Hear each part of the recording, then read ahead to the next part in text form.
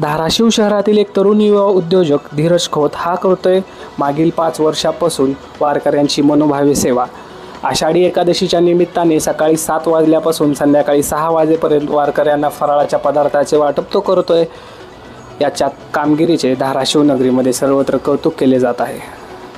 सर्व विठ्ठल भक्तांना आज मी एक शुभेच्छा देऊ शकतो की आषाढी एकादशी निमित्त सगळ्यांना माझ्याकडून शुभेच्छा। आणि हे माझं 5वं वर्ष आहे की मी 5 वर्ष झालं की विठ्ठल भक्तांसाठी मी सेवा करतोय। प्रत्येक आषाढी एकादशी दिवशी मी प्रत्येकांना शाबू खिचडी, केळी आणि लाडू प्रसाद हा वाटप करतोय। मागील किती वर्षापासून आपण ही सेवा करताय? 5 वर्ष झालं आमचे मित्र धीरज खोत ही निरंतर सेवा चालू आहे। एकादशीच्या दिवशी 1 रुपयामध्ये अवघ्या 1 रुपयामध्ये शाबू खिचडी, केळी व लाडू ही सेवा 5 वर्ष झालं गेली चालू आहे।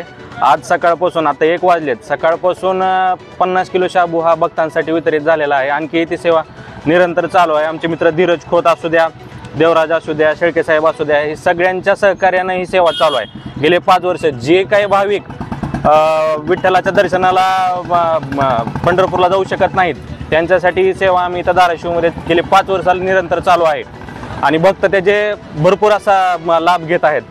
साधारणतः सकाळपासून किती वारकऱ्यांनी लाभ घेतलेला आहे? 50 किलो शाबू सकाळपासून गेलेला आहे। कंटिन्यू आत्ताही चालूच आहे। 4 वाजेपर्यंत ही सेवा अशी चालू राहणार आहे। 300-400 वारकऱ्यांनी लाभ घेतला। हां, 300-400 भक्तांनी ह्याचा लाभ घेतलेला आहे। प्रत्येक जण इथं लहान असू द्या, मोठा असू द्या, वयोवृद्ध असू द्या, सगळे भक्त इथं येऊन या गोष्टीचा लाभ घेत आहेत आणि आमचे मित्र धीरज खोत यांसाठी अभिनंदन या गोष्टीसाठी।